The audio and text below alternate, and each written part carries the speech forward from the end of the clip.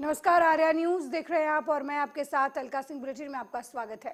कांग्रेस विधायक कुणाल चौधरी की प्रेस वार्ता हुई, जहां पर मीडिया अध्यक्ष के मिश्रा सहित कई पदाधिकारी मौजूद रहे। इस दौरान विधायक कुणाल चौधरी किसानों को लेकर उन्होंने कहा कि किसानों के कर्ज को लेकर बीजेपी लगातार झूठ बोल रही है। किसान को डिफाल्टर करना बंद करें। सरकार 27 लाख किसानों का कर्ज कांग्रेस ने माफ किया था, तो किसान डिफाल्टर कैसे हुए? कर्ज का ब्याज माफ करने की बात सरकार कर रही है, लेकिन किसान की फसल का भुगतान नहीं हुआ है, जिसकी वजह से किसान फिर से डिफाल्टर हुआ। मध्य प्रदेश के किसानों के नाम पे भारतीय जनता पार्टी रोज झूठ बोलने का काम करती है। आज अभी फिर इन्होंने कहा कि हम किसान का ब्याज माफ करेंगे। पहला सवाल, जिन 27 लाख किसानों का हमने कर्जा माफ करा था, उन्हें कर्जवान किस सरकार ने बनाया, उसका हिसाब ये सरकार दे। और जब कर्जा माफ हो चुका था, तो फिर वापस ये कैसे कालातीत कर्जे में हुए, इसका जवाब दे। सीधे व्हाइट पेपर जारी करे। जो हजारों किसानों के पेमेंट आज तक नहीं हुए, 7 दिन के भीतर पेमेंट करने का कहा था, एक डेढ़ महीने हो चुके हैं, पेमेंट नहीं हुए। और इसी सरकार की गलत नीतियों के कारण फिर कालातीत में जा रहा है। और रोज ये जिस किसान को ये डिफाल्टर कहते हैं, सीधी चेतावनी है बीजेपी को, किसान डिफाल्टर।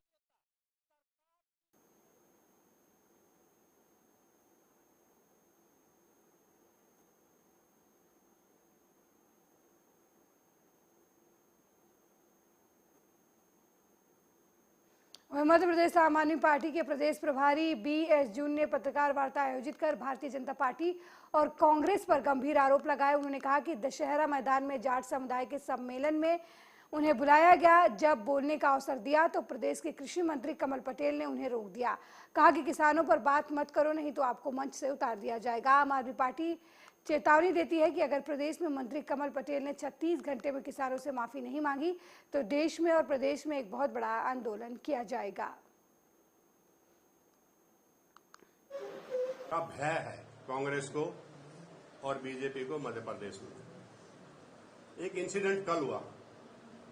कल यहां भोपाल में एक महासम्मेलन था जाट समाज का, मुझे भी बुलाया गया, मैं भी उस सम्मेलन में गया।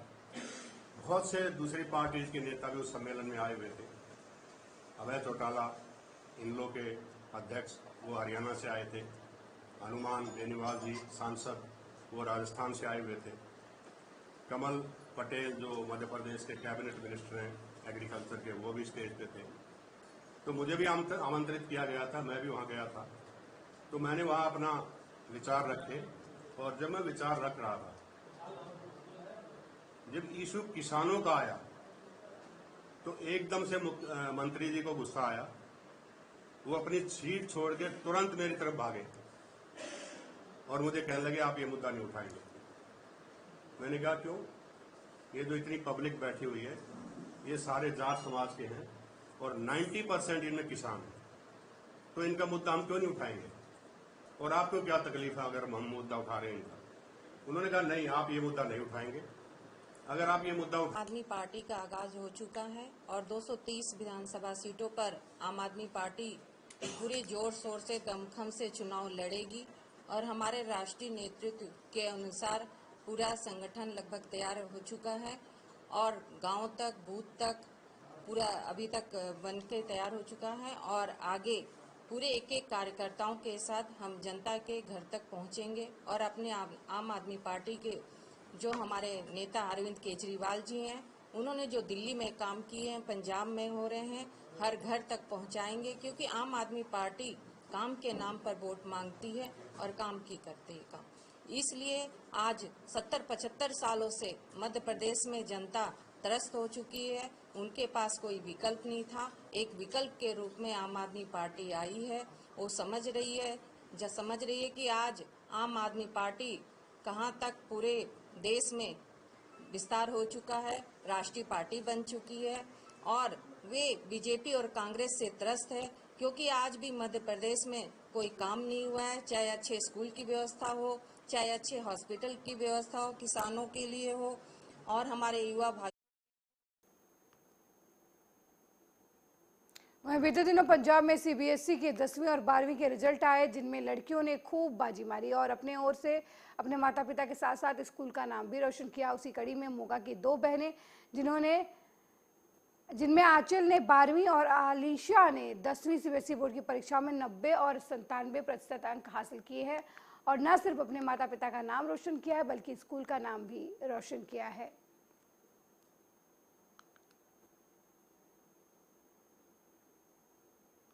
वहीं बिजनौर में हाई टेंशन लाइन की चिंगारी से ईख में आग लग गई और आग लगने से कई बीघा गन्ना जलकर राख हो गया। इसी बीच जान जोखिम में डालकर किसानों ने आग को बुझाने की कोशिश की, पर तब तक काफी नुकसान हो चुका था। अब किसान ने आर्थिक मदद की गुहार लगाई है। ये पूरा मामला रहेड़ थाना क्षेत्र के इमरतपुर इलाके का बताया जा रहा है।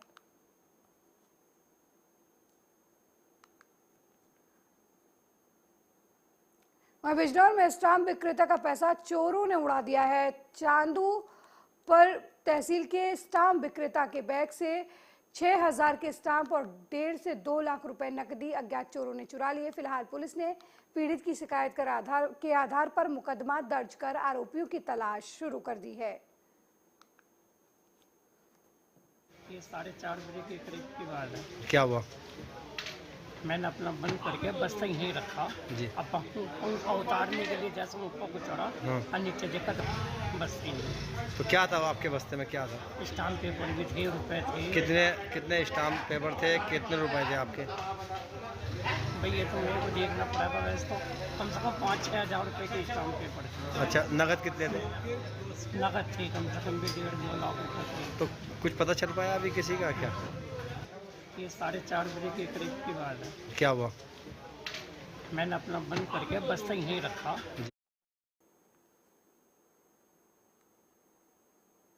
प्रधानमंत्री मोदी 16 मई को 71,000 लोगों को अपॉइंटमेंट लेटर दिया। उन्होंने लेटर रोजगार मेला के दौरान दिया गया। रोजगार मेला देश के 45 जगहों पर आयोजित किया गया। इन जगहों पर अधिकारियों के माध्यम से अपॉइंटमेंट लेटर दिया गया। पीएम मोदी ने इस कार्यक्रम को संबोधित भी किया। इसके बाद पीएम ने युवाओं को संबोधित करते हुए उन्हें रोजगार मेले को लेकर जो फायदे हैं उसके बारे में बातचीत की। लाख भर्तियां करने का वादा जो है, आपको बता दें कि 10 लाख भर्तियां करने का वादा प्रधानमंत्री की तरफ से किया गया था। इसी के तहत 71,000 युवाओं की भर्ती केंद्र सरकार, राज्य सरकारों और केंद्र शासित प्रदेशों के अलग अलग विभागों में की जा रही है।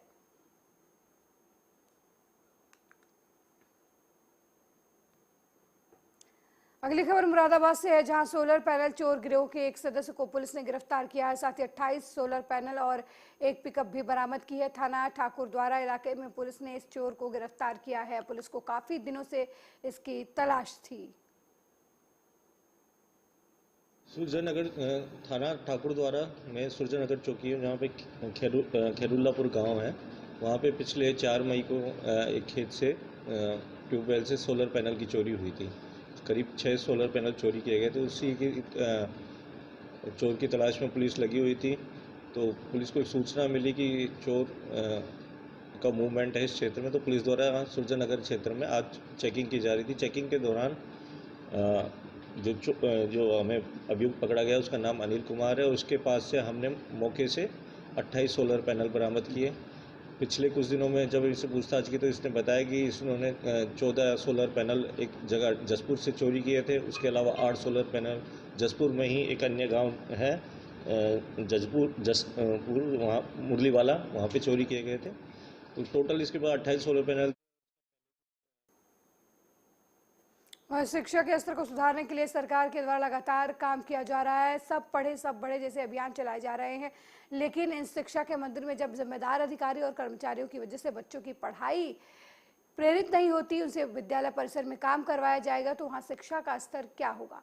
सोशल मीडिया पर एक और वीडियो वायरल हो रही है, जहाँ जुलालगंज तहसील क्षेत्र के गंगा किनारे बसे कटरा विद्यालय जिनेवा का है, जहाँ पर एक बालिका से विद्यालय की साफ सफाई करवाई जा रही है, उसी से झाड़ू लगवाया जा रहा है। जबकि सरकार की तरफ से ये नियम है कि पूरा विद्यालय परिवार मिलकर साफ सफाई का काम कर सकता है, उसमें चाहे अध्यापक हो या बच्चे हो, मिलकर इस कार्य को कर सकते हैं। और जब सिर्फ बच्चों से साफ सफाई करवाई जाए तो कहीं ना कहीं ये नियम के विरुद्ध है।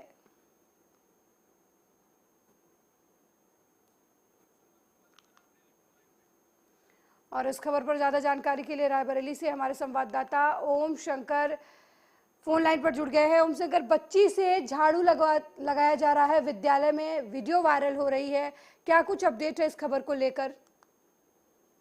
ये बात करी जाए तो ये कोई पहला मामला नहीं है रायबरेली जनपद का। अक्सर इस तरह के वीडियो वायरल होते हैं और वीडियो वायरल होने के बाद जो है वो विभाग जो है सिर्फ कार्रवाई की बात करता है। सच्चाई ये है, स्कूलों में न सफाई कर्मी मौजूद है, न स्वच्छता अभियान सिर्फ कागजों पर चल रहा है। और जो बच्चे आते हैं पहले वो वहाँ अपने क्लास की सफाई करते हैं, उसके बाद वो शिक्षा ग्रहण करते हैं। तो इस तरह के वीडियो अक्सर वायरल होते हैं, लेकिन हर बार जो है, लेकिन अब की बार जिस तरह से इस वीडियो को वायरल हुआ है और उच्च अधिकारियों ने संज्ञान लिया है, तो निश्चित इसमें कार्रवाई की बात कही जा रही है। ओमशंकर, स्कूल के विद्यालय में जो प्रधानाचार्य है उनका क्या कुछ कहना है इस वीडियो को लेकर? क्या सफाई दी गई, क्या आपकी बात हुई? प्रधानाचार्य और उस स्कूल के जो भी स्टाफ है वो कुछ भी बोलने को इस मामले में तैयार नहीं है। वो सब तो ये कहना है कि हम जांच करा रहे हैं और जांच की बात कहकर ही जो है वो अपना पल्ला झाड़ रहे हैं। लेकिन सच्चाई ये है कि अक्सर इस तरह की घटनाएं आती है कि जो बच्चों से ही साफ सफाई का काम करवाया जाता है, उसके बाद जो है वो वही टाटपट्टी बिछाते हैं और उसके बाद शिक्षा ग्रहण करते हैं। तो ये निश्चित बेसिक शिक्षा विभाग के ऊपर जो है एक धब्बा है। अब देखना ये है कि ऐसे दोषी कर्मियों के खिलाफ सब कार्रवाई करता है। बहुत बहुत धन्यवाद ओम शंकर इस खबर पर जानकारी देने के लिए।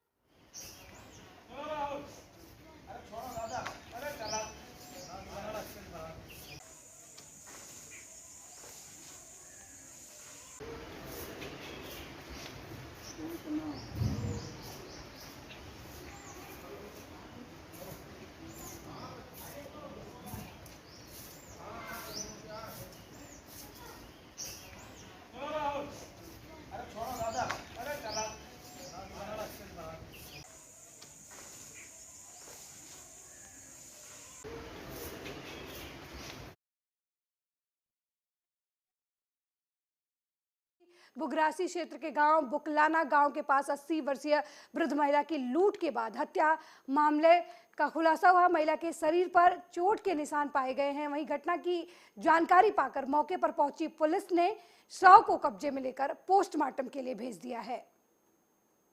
ये आज राष्ट्रीय डेंगू दिवस है 16 मई।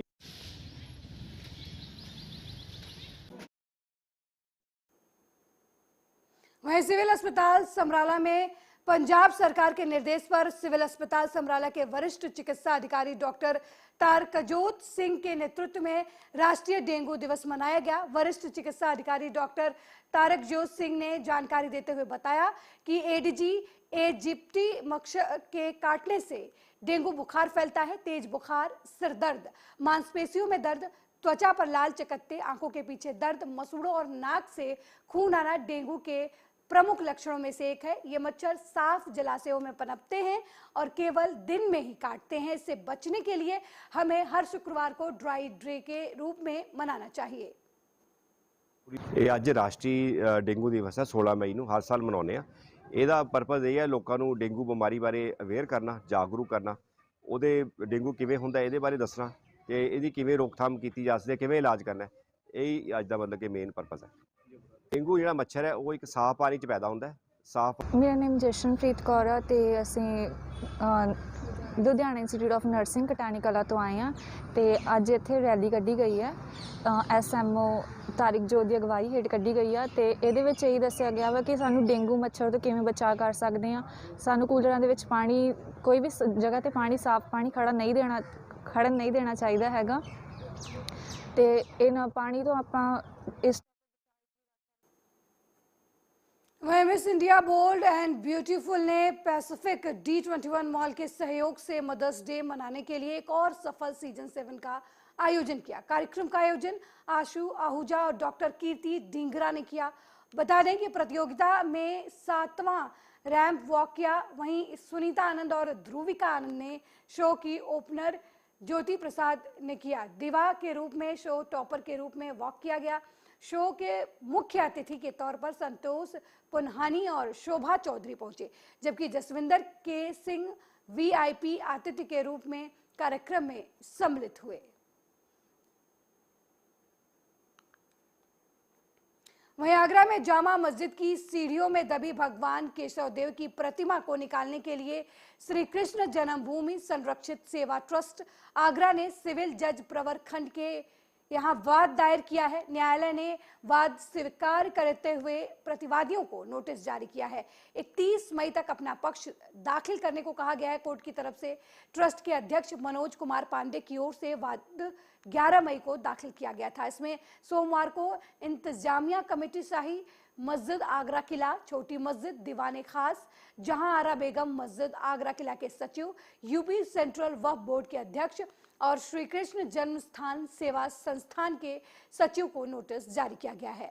ट्रस्ट के संरक्षक मथुरा के कथावाचक देवकी नंदन ठाकुर हैं। उन्होंने बताया कि आगरा में भगवत कथा में उन्होंने भाईचारा की अपील करते हुए मूर्तियों को सौंपने की बात कही थी, लेकिन किसी ने इसका जवाब नहीं दिया था। अब वो संविधान प्रदत्त अधिकार का प्रयोग करते हुए न्यायालय पहुंचे हैं। डरेंगे कि नहीं डरेंगे इससे हमें कोई फर्क नहीं पड़ता। हमें जो संविधान ने अधिकार दिया, हम उस संविधान का पालन करना चाहते हैं और हम ये चाहते हैं कि भाईचारा, इन्होंने वैसे 5 दिन में कोई निर्णय दिया नहीं, कोई जवाब दिया नहीं। मौन रहने का मतलब है नेगेटिव आंसर, और अगर नेगेटिव आंसर है उसी के बाद ही ना हम कोर्ट में गए। हम आगरा में गए, जहाँ जामा मस्जिद आगरा में है। किस किस को पार्टी बनाया, किसको दिया नोटिस? ये सारे लीगल क्वेश्चनों के आंसर हमारे जज साहब आपको देंगे, वकील साहब आपको देंगे, जो हमारी लीगल टीम है वो देगी। तो मैं चाहूंगा कि आप जो वैसे क्वेश्चन है आप मुझसे।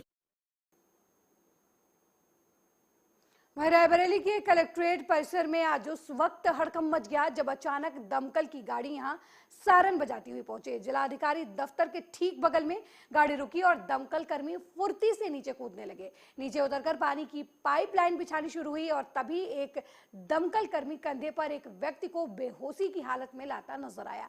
चारों तरफ आशंकाओं से घिरे लोगों का जमावड़ा लगने लगा।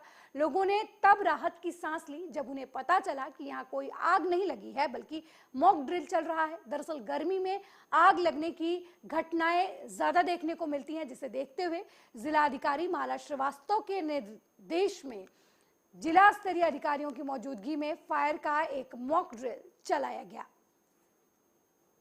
जिलाधिकारी महोदया के निर्देश पर जनपद के सभी जनपद स्तरीय विभागों के अधिकारियों कर्मचारियों को इकट्ठा करके कलेक्ट्रेट परिसर में एक फायर की मॉक ड्रिल आयोजित की गई कि कैसे आग लगने पर लोग अपना बचाव करें, क्या करें जिससे आग लगे न, और लगने पर कैसे तत्काल उस पर प्रभावी नियंत्रण पाते हुए जनधन की क्षति को न्यूनतम कर सकें। इसके लिए मॉक ड्रिल की गई थी और लोगों को किन कारणों से आग लगती है और ये सारी चीज़ों के बारे में विस्तार से बताया गया तथा कैसे आग बुझाई जाती है।